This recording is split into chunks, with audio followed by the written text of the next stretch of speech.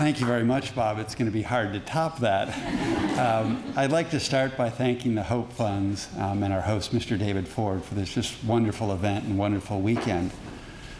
As you heard, actually, I want to start by asking, where were you guys 15 years ago? Bob told you I was a vagabond, and part of the reason was that I was following up on Bob Weinberg's work. We were identifying things that cause cells to grow, and I figured if you stop them, you'd have ideal treatments for cancer. Well, the problem was nobody believed me. So what I needed some funding, and I found some support when I moved to Oregon. And you heard from Bob, we ultimately were able to convince a drug company to go into clinical trials. We took a disease, chronic myeloid leukemia, which historically had a 3 to 5 year life expectancy. Now we predict it has a life expectancy of greater than 30 years, a 95% 5-year survival.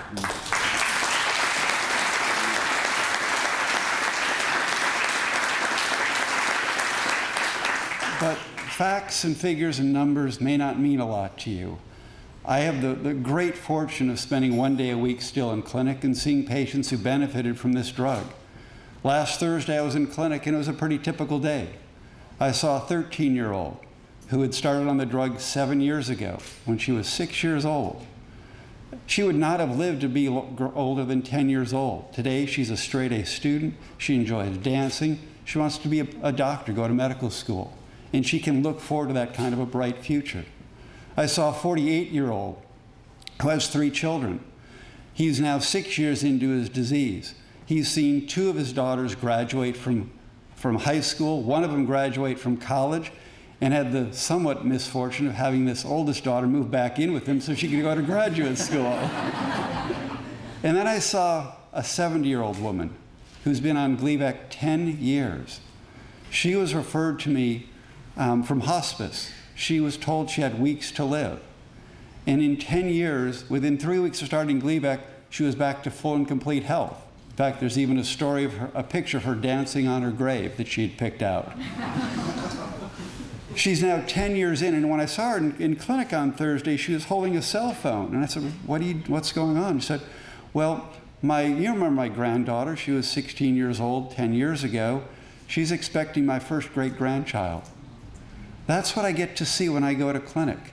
That's the hope that you're bringing by funding promising young investigators, children, grandchildren, that are going to get to see a bright future. That's what you're funding with innovative new awards for the investigators like I was 15 years ago that are dreaming of a future of hope, dreaming of a future of bringing what Bob Weinberg started 35 years ago, what I dreamed out when I was a medical student, that was to begin to understand what drives cancer. We can actually fix it. We're showing that we can do that, and there's no greater time in the history of cancer research than where we are now. But we clearly face very challenging times right now. Funding for cancer research has been flat for the past 5 to 7 years. But there's never been a greater time with greater opportunities for what we can accomplish. So please continue your fabulous work. Please continue to fund these promising young researchers, because we have hope and we understand how we can beat this disease. Thank you very much.